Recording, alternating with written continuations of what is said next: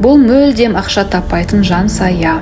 Таңертең ерте оянып барлық жұмысты жасап, ата-енесінің тілін табуға, күйеуінің көңілінен шығуға тырысып жүрген қазақтың қарапайым келіні.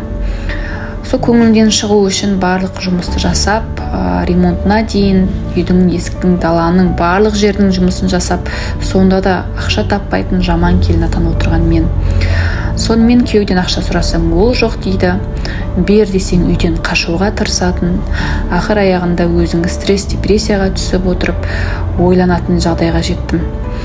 Ойланып отырып жұмыс жасаймын деп шешім қабылдап, HeadHunter'ға кірдім.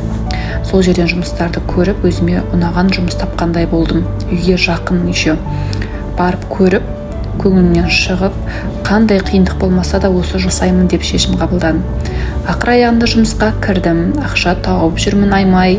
Шүкір, енді өзіме қарап, өзімнің қалаған заттарымды ала аламын.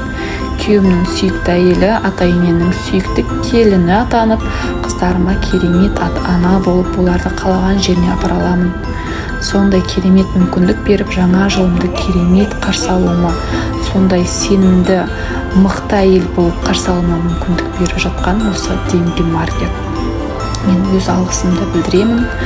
Алла қаласа келесі жаңа жылдарымды одан да керемет өткізуіме мүмкіндік беретініне сенемін. Жаңа жыл құтты болсын.